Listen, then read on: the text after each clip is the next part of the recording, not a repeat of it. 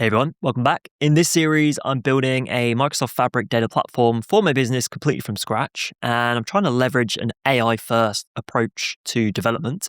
And before we start building properly, what I'm going to be doing is a few different feasibility tests. This is the first in 3 videos in which I'm going to be focusing on different areas of technology that I want to prod in terms of the feasibility for me to apply in my own project.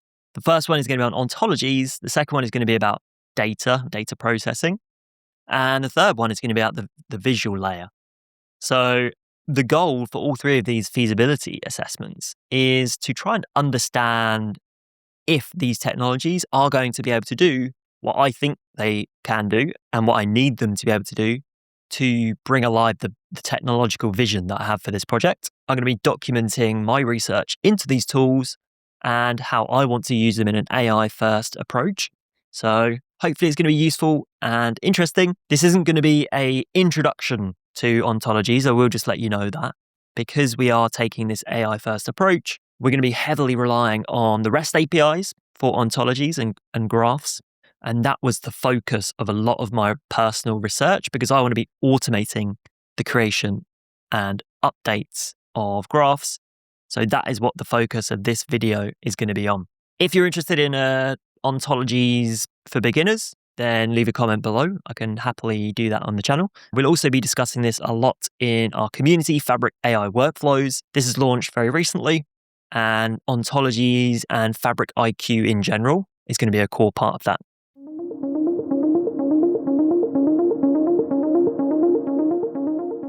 As a quick refresher, this is what I'm calling the working architecture that I'm building towards here. I haven't designed the architecture yet, but these are some of the ideas that I want to explore within this series.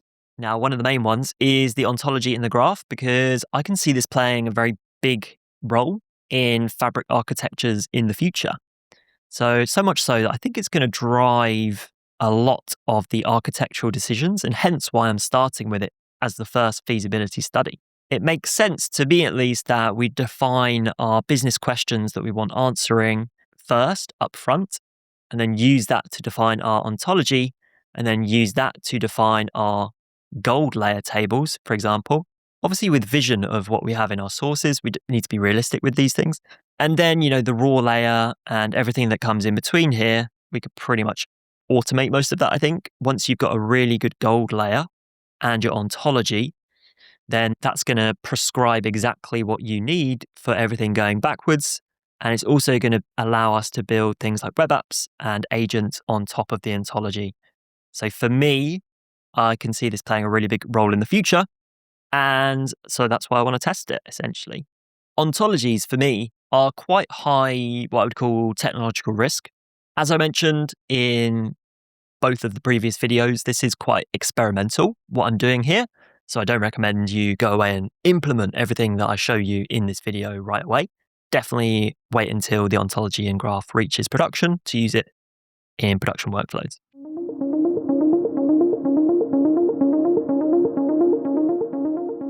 I'm going to be showing you the outputs of my ontology feasibility studies that I've been doing over the last few days. Specifically, I'm going to walk you through the 55 hypotheses that I tested. I wanted to minimize and mitigate the technology risk associated with ontologies because they're very, very new. I wanted to be sure before I implement them in my full build of the project that I can get them to do what I want them to do, essentially. So that is what I'm showing in this video. You'll know that in this series, I'm trying to build things primarily using AI, just to see how far we can get in that AI-driven approach. In the last videos, you saw I set up BMAD as my kind of like project management, my agile AI development system for the project.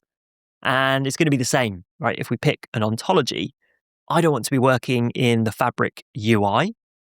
I'm sorry, all of those people that probably spent a long, long time building this UI. But to be honest, I'm not going to be using it much on my project. So a lot of this research is around understanding the capabilities of the REST API so that I can do a lot of my development from inside VS Code and using Claude Code.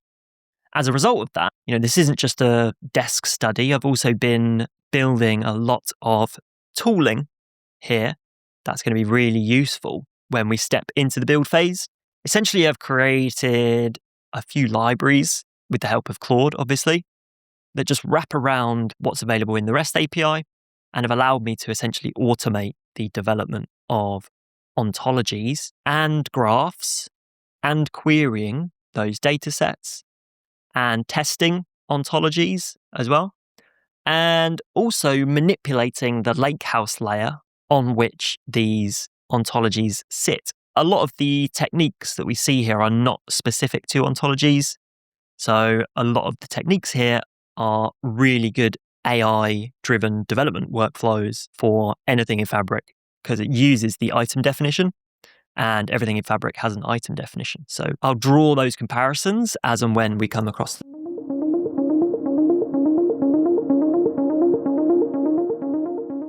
So I'm going to start by talking about the ontology API discovery and item definition structure. And we follow a fairly similar structure throughout all of these sections. I'm going to show you some of the key prompts that drove my analysis for each section. Any aha moments, so things that I discovered that were interesting or I didn't expect. An outline of some of the code that was developed during that stage as well, and the outcomes here as well. Section 2 was around entities and relationships. I wanted to test the ability to create them and update them via the API. Same with data binding. So I wanted to understand a little bit more about how the binding of data works, because the ontology is a bit more conceptual, but you can bind it to real Lakehouse tables. So I wanted to understand what that looked like, especially from the API perspective as well, and understand what are the touch points with a Lakehouse. Now, I focused mainly on the Lakehouse. You can connect these to warehouses and obviously semantic models as well, and KQL databases for time series data. So I'll talk you through some of my findings in that area. I developed this idea called ontology to Lakehouse sync, because developing ontologies, it takes a lot of iteration. You are never going to design the perfect ontology for your business first time around. I can tell you that up front. So what was really important for me was to build a bit of a sync between the design of the ontology that we're going to generate with natural language through Claude, because we're using the REST APIs, and the underlying Lakehouse tables. So when I said that I want to initiate an ontology-driven architecture, this is what I mean. We're going to design the ontology based on business questions, competency questions, as we're going to see in a moment. And then I want that to propagate backwards through the architecture to inform the structure of your gold layer. Now, if I flick over to this diagram, so I'm currently focusing on the ontology and the graph section, and I've built some backwards syncs effectively so that we can get the ontology that we need for our business, and then that dictates the structure of our gold layer. And using the Livy endpoint, we do actually create and manipulate these tables in an automated way based on the updates to the ontology and the graph, which means that we can always iterate at a very fast pace. Because we're using the APIs, we're not messing around in the front end. It's an interesting front end. It's going to be tricky, I think, to manage an enterprise scale ontology and graph project through the user interface alone. So I used the user interface for my research to match up what I was seeing on the back end in the REST API, and just to validate that things like, these sorts of stuff, the relationships, the entities, this sort of stuff is all created successfully as a validation layer, really.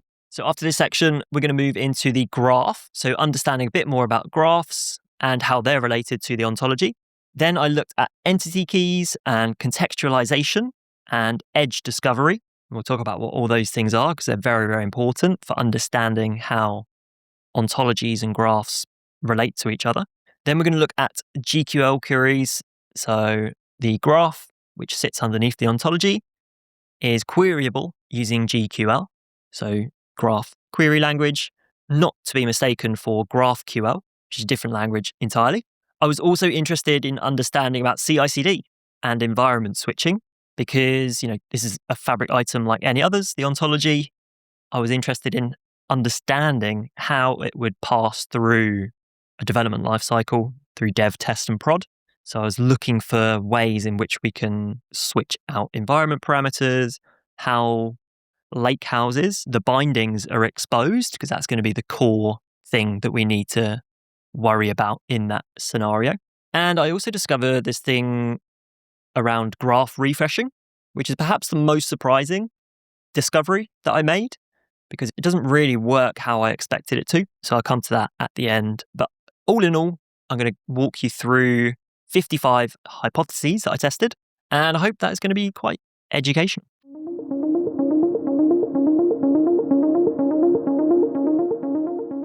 So I will just, before we dive into the key sections of the report and the findings, as I mentioned, as well as just researching this stuff, I also used it as an opportunity to create some quite useful code here, specifically kind of like wrapper libraries around the API to make it easier to work with, just Python files for things like the ontology object, the graph object, the Livy client, which is for sending Spark jobs to a remote Fabric instance, basically. So that's going to allow us to update the Lakehouse based on the structure of the ontology. The definition builder is quite an interesting one, because that's what we use to manipulate the item definition here. So I'll talk about what that role has. And the Lakehouse sync is essentially just operationalizing that Livy client. We did quite a few tests, so testing a lot of the CRUD operations, so the create and the updates and the deletes of entities and relationships, for example. We have quite a lot of GQL testing as well built into this. Refreshing, which, as I mentioned, I'll go into that in section 9. And then the end-to-end workflow tests, where I've just got a Python runner that walks through the design and build and binding and all of that sort of stuff. Now, this code I'm happy to share. So I'll maybe put this in a repository. I'll drop that at the bottom of this. Just note that it's not production level code. This one is more vibe codey, but I just used it to validate my assumptions and to validate that this tool does actually do what I want it to do. But this is not properly validated code, so just bear that in mind.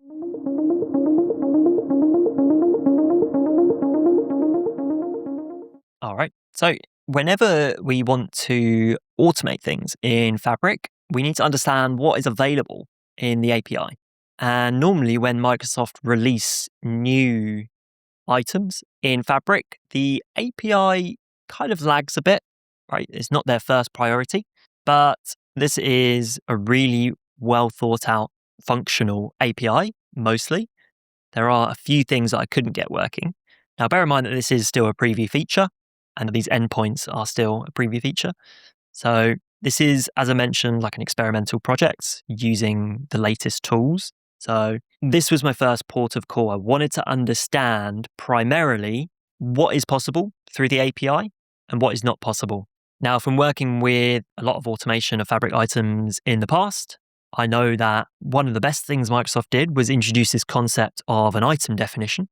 So that didn't always exist, but now I think it exists for every single item. And these are really core for automating things, trying to understand what that item definition is for each Fabric item, especially in an AI world. So this is becoming ever more important, this way of working. And so I was interested in understanding what the item definition looked like for ontologies and graphs.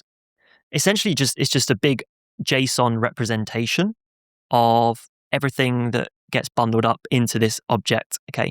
So any changes you make in the UI also get encoded into this item definition, and we can call things like get the ontology definition to get the current definition of that ontology, and same for update, okay? So these were the first parts of my research that I was most interested in.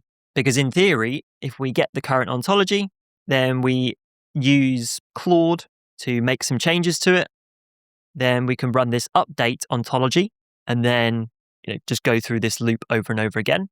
But we need to understand how to write these definitions, because this is not something that is going to be in Claude's training at all. So that's a key part of training, or kind of like fine tuning, not in the traditional sense of fine tuning, but training your AI assistant on these sorts of things like item definitions is a really important part of AI automation going forward in Fabric. What I found was that the definitions are atomic. What I mean by that is that you can't update individual properties of the item definition of the ontology. You just have to get all of it, make changes to all of it, and then update all of it in one block. And if you're not really familiar with item definitions, I've also included those here. So they're obviously different for ontologies and graphs. It says decoded because you need to base 64 encode them and decode them, depending on whether you're writing them or reading them. Essentially, it's just a big old bit of JSON that encodes everything that you put into your ontology. So it looks a little bit like this. And so we're just teaching Claude what this structure looked like. And sometimes what I was doing was taking screenshots of the UI, and then obviously it can see the ontology JSON in the background. And it just enables Claude to understand how these things map together so that it can then write new item definitions in the workflow that I'm trying to create. So that was a key finding from this part.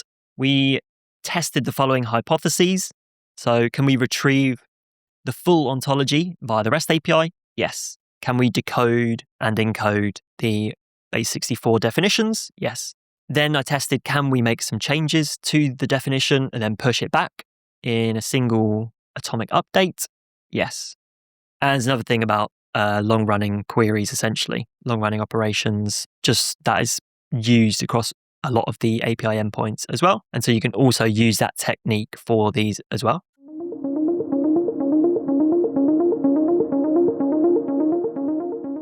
So the next thing from that observation that came to my head was, okay, well, if we can update these ontology objects through the API, then how do we go about making changes to our definition? Can we do certain things? Like, can we create new entities?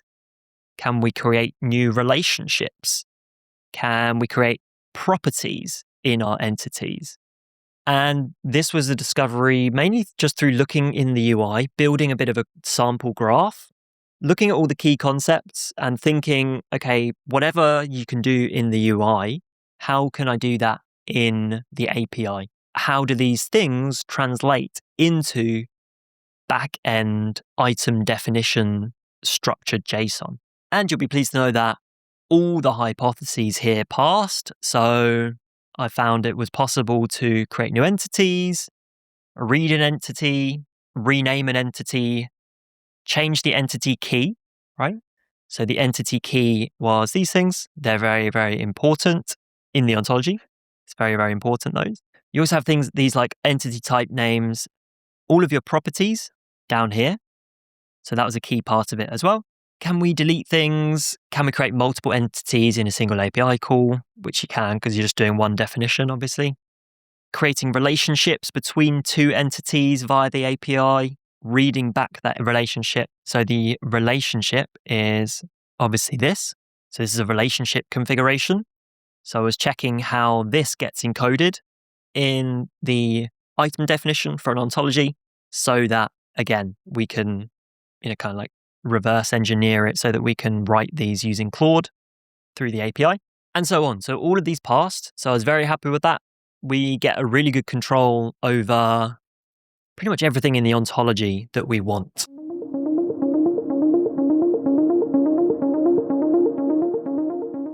Now, the next part was data binding and the Lakehouse integration. So I was happy that, relationships and entities in our ontology worked, but then you have this kind of like the binding element down here. So data sources. And if you clicked through to the binding tab, this is where you connect up your entity here to real world data in one lake. So you can connect it to a Lakehouse, and you can connect it to a warehouse or a KQL table. And you have two different types. You have static data, which is, for example, a Lakehouse data or your warehouse data or time series data. So this is one of the big innovations really with the ontology, is that it can accept both. So your data can either be real time or it can be more static. And that's an important distinction I've found when we get through to talking about graphs. Because the thing with a graph is that if you have a static data type here, your graph needs to be refreshed. So just bear that in mind. Whereas obviously the real time doesn't need refreshing. And the refreshing is where I found some of the biggest challenges currently with the API. We'll get to that a bit later on. But these were some of the prompts that I shared with Claude as I was going through these investigations. So I want us to understand how data binding works, both in terms of how it's represented in the UI and in the item definition. So we're trying to learn these two in conjunction and get Claude to understand those differences and how the two relate to each other. Then looking at static properties and time series, two different types of binding, understanding a little bit about the differences between different data stores. Now, from my personal need on the project, I'm going to stick with lakehouses, but it is useful to know that all of these exist as well. So then I kind of shared what my ultimate vision was in terms of how I wanted to develop my ontology, which is this one here. I want to run an update statement on the relevant data store tables and then rebind based on the new structure. So this is how I wanted to develop, or at least I wanted to let Claude know that I was going to develop something. So I'm going to start with my ontology. That's going to push out a load of update statements to my Lakehouse. Okay. And then I want to bind these two together. And I know they're going to bind because, my update statements have changed the structure of the underlying Lakehouse. So that was my vision that I wanted to carry out here. And so we built a bit of a suite of tooling that enabled this. To achieve this, we built this Livy connector. So if you haven't used the Livy connector before, you can essentially connect to a Lakehouse Spark environment that you've got in Fabric, and you can send statements like Spark statements through the REST API to it. Probably at this point, it's probably a good place to open up Claude and show you some of these things in action just to kind of understand how it works a bit. So let's just start a new Claude session. Hey, Claude, I just want to showcase the Lakehouse integration with the feasibility studies from the ontology that we did. Specifically, can we just build a bit of a scenario where you create a very simple ontology and then showcase the Lakehouse generation and table creation statements as well? You can use one of the existing ontologies that we have actually, maybe the online courses one. Yeah, so I think maybe that would be quite a good thing to do, because here I've got Claude to create me a very simple ontology around online courses. Now, this is one of the end-to-end integration tests that I did with it. So this is just one of those. And it creates a few entities like instructor, course, module, student enrollment. Crucially, it also built the Lakehouse here and then did the bindings as well. Because one thing that I think is certain is you're never going to get your ontology designed in a one-shot way. It's always going to be iterative. So building this tooling was one of the most important things that I wanted to get right, so that we can iterate very fast on new designs for the ontology, because I want to have a load of business questions and then I want to assess different ontological designs based on how well each of the designs answered specific or all of the questions in total. And to do that, you need to update the Lakehouse underneath it in real time, in my opinion. Otherwise, all of these bindings and properties, it's just going to be an absolute nightmare to manage, especially in the UI. Okay, so it's gone away and understood a little bit more about one of the ontologies that I've got in Fabric, and it's understood that there's 4 entities or 5 entities, 4 relationships. There's a few tests involved as well, plus all of the GQL files and things like that available here. So also had a look at the structure of the code that I've got here. So some of the Lakehouse syncs and the Livy clients and that sort of thing.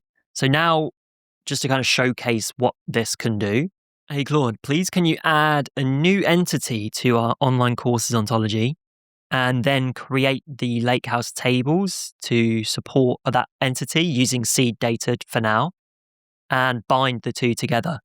the new entity that I want you to build is course platform. So these online courses are published to a variety of different course platforms. So that's going to be the new entity. So create that and the relationship. So we'll just send that off and see how Claude gets on with that.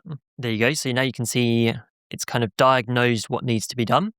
I'll add a course platform entity, link it to course with a published on relationship, create the seed data, update the config. Since source is the table that holds the foreign key relationship, platform ID, it's also going to need to update the course. So this is an existing thing that we've got in our Lakehouse. So it's going to need to do some sort of update statements on that. So it's defined this ontology JSON, which is kind of like a local representation of the ontology. And it uses that kind of like a metadata-driven approach to update the ontology in Fabric via the REST API. So let's just give it permission to do that. Creating the seeding data. It's add some competency question. So again, this is a key part of the workflow. It's essentially creating its own unit tests. So it's creating a GQL statement that's going to test those relationships that we've just described are actually going to work. Okay. So it understands the use case.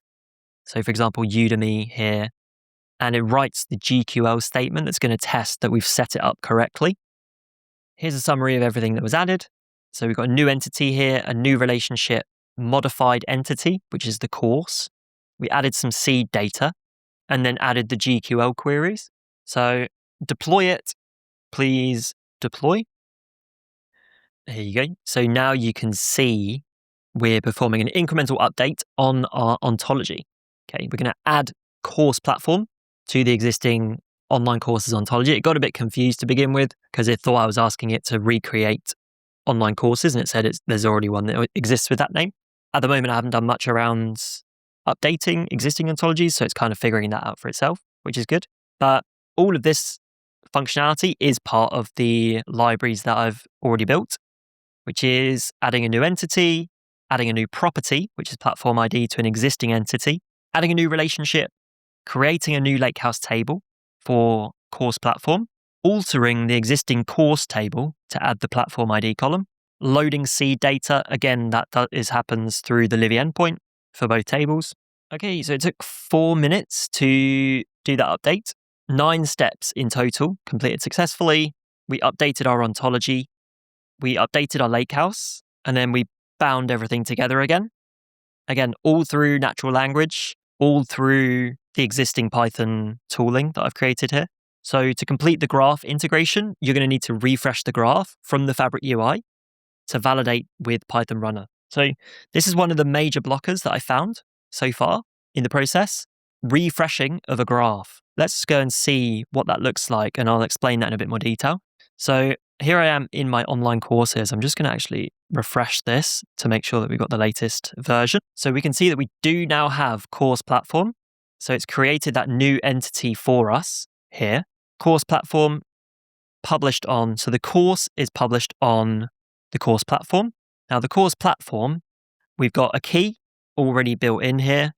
We've got the properties for the platform, which is name, platform ID, and URL. And these are already bound. So basically our agent Claude has bound these to a new table. So it created a brand new table in our Lakehouse here. We can go through to have a look at what that Lakehouse looks like. So it created this table in the Lakehouse as well. So this is a brand new table, course platform. It created these columns and then seeded the data with 3 rows just to kind of like prove it. It's got some data in it. This is helpful for when we run the GQL, and it's kind of like validates that the queries are working correctly. So that's why we add the seeding data in there. The other update was the course. So it also updated this existing Lakehouse table. Again, only from VS Code. I haven't touched anything in this Lakehouse. It's all done through the Livy endpoint via the REST API. So you can start to see the power of this tooling now, hopefully. We can interact with the ontology through Claude or through any language model, really.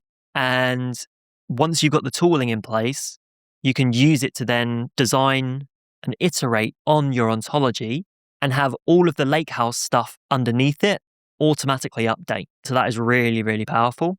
Obviously, you need to be careful about your development workflow if you're doing this. You don't necessarily want to have your production Lakehouse doing this sorts of updates.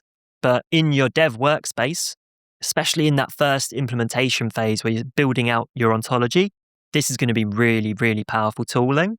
Okay, so I think that demonstrates the data binding automation that we developed in this and the Lakehouse integration work as well. The aha moments, the ultimate vision was kind of realized at this point where we can have this full cycle almost with Lakehouse Sync, where we can talk in the language of the business and it's going to update the ontology and then it's going to update the Lakehouse layer below it. Okay, so that was definitely an aha moment. Some of the hypotheses. So can we create a Spark Livy session programmatically from VS Code? Yes. Can we create delta tables via Spark SQL through the Livy API? Yes, we can. Can we do like insert statements? Can we understand the table schema? Can we programmatically check if a table exists? We can. Can we alter the table and add new columns to an existing table? And can we drop tables as well? So all of those were passing. This one is pretty much exactly the same. It's just following on. It's just operationalizing the work that we did to understand, whether we could have that sync between the Lakehouse and the ontology.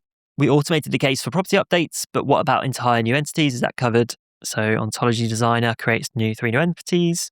These were some of the key prompts. So please, can you use this functionality to create Lakehouse tables for the ontology in the workspace and create bindings? Don't delete it after.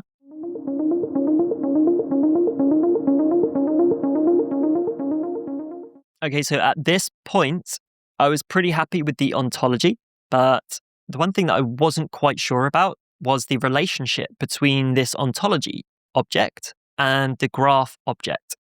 So if you come through into a workspace here, you'll see that I do actually have 2 ontologies here. And underneath the ontology, you have a graph here and also a Lakehouse with a SQL endpoint. Now, I never actually understood the purpose for that Lakehouse. Maybe there's an obvious answer, but I haven't used it and I investigated it and it seems to be empty. And anytime you update your ontology, it still remains empty, I think. So yeah, I'm still not sure about the purpose of this Lakehouse, but the graph model is very, very important. And the relationship between the ontology and the graph is very important. So a graph is a separate item type. So you can create a graph completely separate from an ontology. There's similarities in that, we're defining, in this case, nodes and edges, whereas in an ontology, you're talking about entities and relationships. So there's a slight terminological difference here. But the reality is your relationships and your entities that you define in your ontology, if you do it correctly, will get propagated automatically down into the associated graph model. Key differences, at least from my current understanding, is that the graph is where the actual data layer lives. The ontology is more conceptual, right? So you're just understanding the mapping between different entities in your business, whereas the graph is where the bindings actually come into play. So you've got real data sitting here, and hence why you can run GQL and get real data back. You can't run a GQL query against an ontology, as far as I'm aware. Yes, you can dictate the bindings in the ontology layer, but if you want to actually do some querying and get some data back, that's where the graph comes in. Now, one pretty important thing to bear in mind here is that to get that propagation from the ontology down to the graph, you need to have this key. So that's a really important field. Every entity must have a key. Otherwise, it's not going to go down through to the graph. So to kick off the investigation and the exploration of the graph, I was asking things like, what's the relationship between the ontology that I defined and the underlying graph object? I noticed that it's automatically provisioned under the ontology object. Again, I got it to build another wrapper client. So the graph model API has its own set of endpoints. So again, I asked it to create the graph client this time. Essentially, I just pointed it to the documentation. A good starting point if you're looking to automate anything is to come to this page here, items operations, And I essentially pointed Claude to this and said, just build me a thin wrapper client around all of these endpoints so that I can call them very easily with Python functions. And that was the starting point for this. Because once you do that, you get to learn about how the endpoints function, and you get to see how the changes you make in the UI translate to these REST API endpoints as well. So we built this graph client. The key questions and the hypotheses that we tested in the graph modeling section were, are there REST API endpoints for the graph model? Can we list and get the graph model via the API? Again, can we do the decoding and the encoding thing? And what does the item definition essentially look like for graphs? So I haven't gone into it in too much detail here, but again, I got it to list out a graph item definition and got it to study it essentially, understand the key structure of it, and understanding how edges are defined in this item definition, how nodes are defined. Crucially, things like this, as we get into CI/CD, this becomes really important because it's in the graph definition that the bindings to data sources takes place. And I was really happy to see that this is done via the ABFS path. So if you've done any sort of CI/CD automation, this makes it quite simple to perform parameter switching if we're using the ABFS path. We'll get to that in a slightly later finding in the report. But yeah, I studied the structure of this item definition and was very happy to see the ABFS paths in there, and got Claude to, again, research how this is defined so that it can develop these things on its own.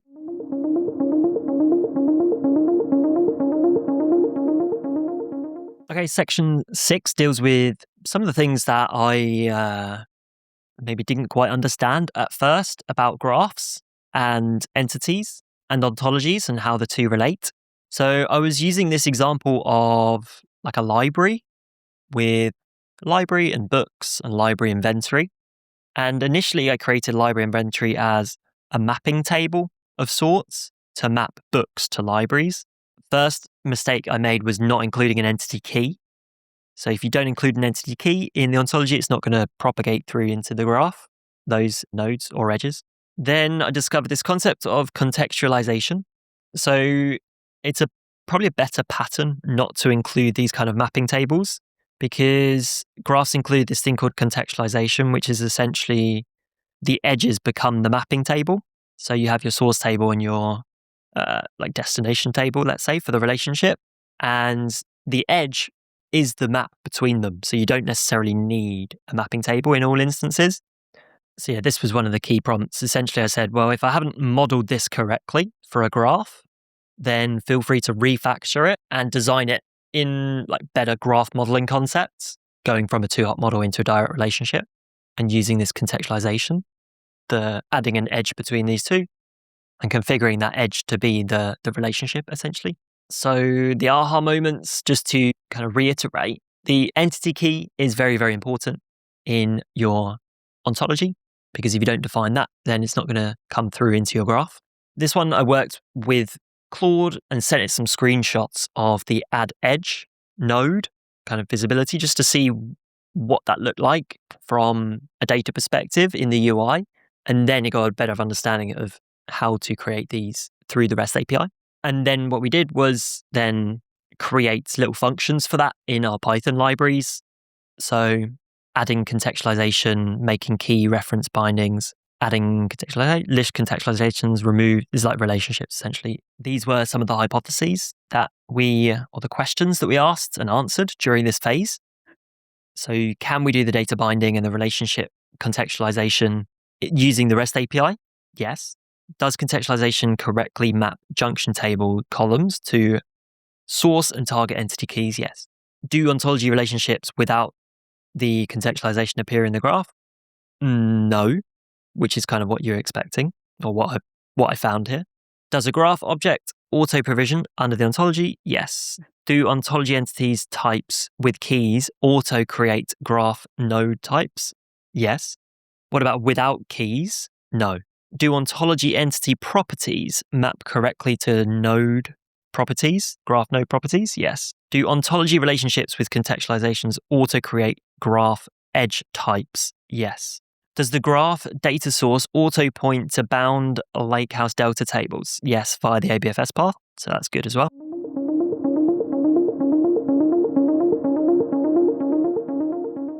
Okay, and then my attention turned to actually querying the graph. So could that be done through the REST API? And this is really important because it closes the loop, because our loop starts with asking business questions, creating ontologies, that propagating down into a graph. And then if we can get the data back from GQL queries to validate our questions, business questions, then we've got pretty much a closed loop that we can iterate on really quickly, which is a lot of the time what we want when we're doing AI development in Fabric or in any sort of development, really. So the GQL testing flowed naturally from the graph model investigation. And after inserting test data and refreshing the graph via the UI, comprehensive GQL testing was performed. So what we found, or what I found, was that the save button is very important if you've got these static queries. So we're in a graph here, and the save button does a lot of things. It saves your actual graph, yes, but then it does this loading process, which for static data sets, as far as I understand, it's going to read all of your data and basically make it available in the graph, upon which we can then do our GQL queries. So that is a full load. Now, what I did find was that the API endpoint here, there is actually one for run on demand refresh graph. So this is very similar to the run on demand like notebook job, data pipeline job. If you've run those REST API endpoints, it's very, very similar. This one, I couldn't actually get to work. So I don't know if there's something wrong with this REST API endpoint. I tried a lot of different ways. The only way I could get it to work was to refresh via the UI, clicking this save button. So it's not a biggie, but it is a bit of a problem, I would say. It would be nice to have that working. I'm sure it will. Like I say, these are all very new, these endpoints. So I'm sure that will start working soon. The other really useful endpoint that I built a lot of functionality around is this items execute query. Now, this one is in beta. I mean, they're all beta, I guess, but this one's even more beta than the others. And I used it and it seemed to work fine for me.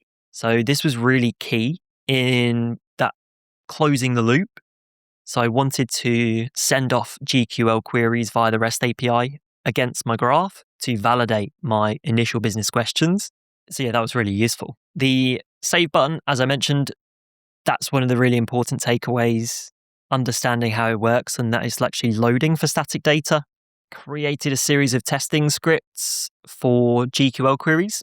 The other thing I did, and I can put this in the repository, is this GQL syntax reference. So this is a good practice, I think, for working with large language models like Claude Code. Whenever it comes up against a problem and it can't execute a particular query or it writes the wrong thing, then you should get it to document what it did wrong into this sort of syntax reference.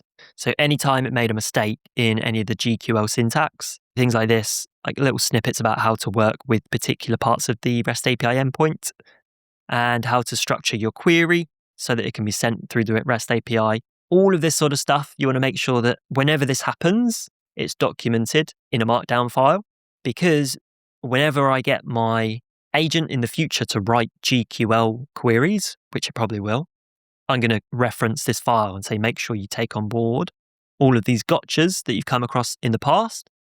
And in doing so, they produce a lot more reliable code very quickly. Same works for like notebook code, for SQL code in Fabric Data Warehouse as well. So the outcomes here were, the main one really was, can we execute GQL queries against the graph using the execute query API, which we can, and then understanding about different elements of the syntax in GQL, like match and return.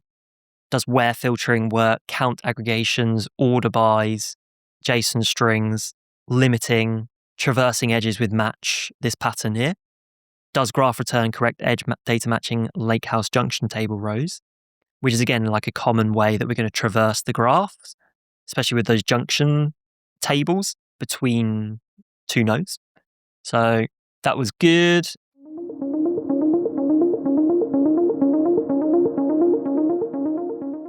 And then one of the final things was around CI/CD, and I kind of alluded to this earlier, but I particularly prodded it on understanding those item definitions because those are the things that we can swap out.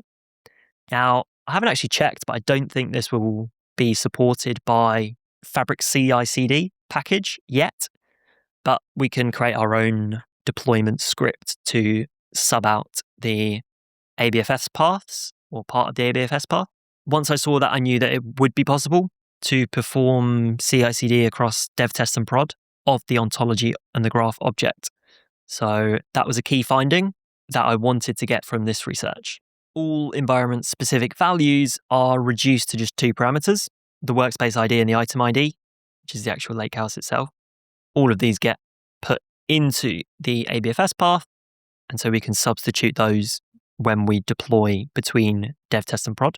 And it also noted where those are, so in which of the files, essentially, which of the item definition or parts of the item definition. In the entity data bindings, the relationship contextualizations, and the graph data sources. So the dev to prod pipeline only needs to swap these two values via this get, modify, and push pattern.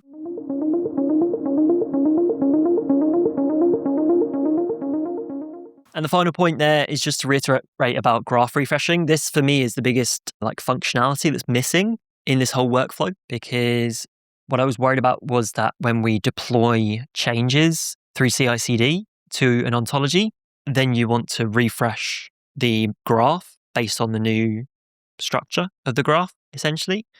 And I was getting a bit desperate at this point because it wasn't working via the API. I thought maybe it's just undocumented that you need to add beta equals true, but it's not. And then I was getting increasingly worried. These are actual prompts that I used in the research to build a data agent on top of this. Yeah, so this is still quite a big question that I have. If I build a data agent on top of this, will it use the latest data? Or do I always have to keep on triggering a refresh of the graph? Now, I know for real-time data, you don't have to. I can understand probably why they do that for latency, but it doesn't seem like a very good design decision, personally. But yeah, that does seem to be the way that it's working at the moment. And we don't currently have a REST API endpoint, or I couldn't get it to work. So if you do get that refresh REST API endpoint working, then please let me know how. So just a summary of the refresh options. If you make a change to the schema in the ontology, this means in the Fabric UI, then it does automatically update the graph, and like when it changes the graph structure, it automatically refreshes the data as well. Schema changes via the REST API. So again, making changes to the ontology, that doesn't filter through automatically through to the graph. So it propagates down to the graph, but the data is not refreshed, is what I mean. On-demand refresh via the REST API. So there is that endpoint for on-demand refresh. I couldn't get it to work. It kept on saying invalid job type. I tried a lot of different permutations, but still didn't work. For ontology manager graphs, one thing you can do though is this graph scheduling. So you can see here with a graph, you can, in a similar way to a data pipeline, add in a schedule. So however frequently you want your graph updated, like every hour, for example, that would be one way of doing it. So the scheduled refresh via the Fabric UI is a yes. Pipeline activity for graph refresh. I thought that would be really nice, but they obviously haven't created it yet. Maybe that will come in the future. This is a blocking gap for full CI/CD automation. So just bear that in mind. It's going to require some manual intervention. And just so we're clear there, that doesn't actually affect obviously the time series data. So when we're creating data bindings, it can either be static, like batch processing, Lakehouse tables, warehouse tables, or KQL. And when we specify the time series type of data binding, this limitation doesn't exist, okay? So the query is going to bypass the graph snapshot. It's just going to go directly to the KQL, okay? Now, I don't know why it doesn't do that for static as well, or at least give you the option. But yeah, that's the way it is. I haven't really done much testing on the time series elements of ontologies because for my use case, I don't think I'm going to have much real-time data. We'll see. I might try and integrate some, but it's not a core requirement at the moment. Didn't look at the warehouse or KQL bindings either. I assume the warehouse is going to be very similar to the Lakehouse, still just in one lake at the end of the day. I didn't have a look much at updating the graph directly. Normally, most of the testing that I did was updating the ontology, and then that gets basically automatically represented within the graph. Didn't really do much about querying edge properties in GQL.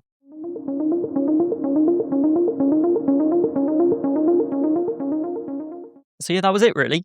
I'm not sure if that was helpful or boring, but yeah, I just wanted to document my process of how I analyze this particular set of technology for my given use case and my project in Fabric.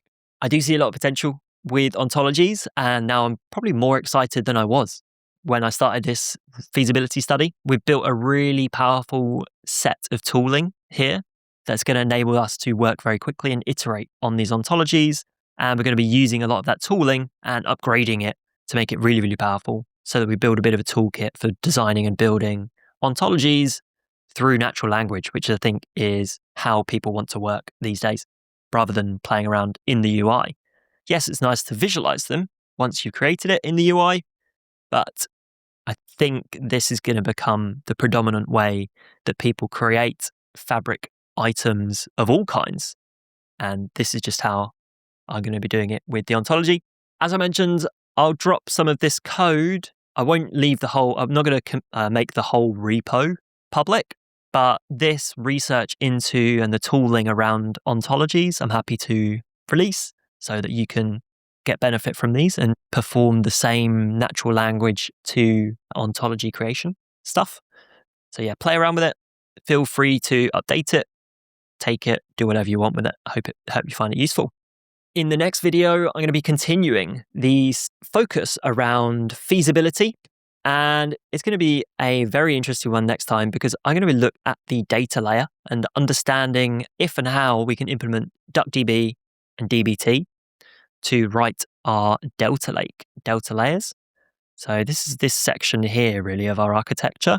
How do we go from raw to gold as efficiently as possible, and preferably doing it via VS Code and a local development route so that we can use Claude a lot. So I hope you found that useful. Thanks very much for watching. I'll see you in the next video.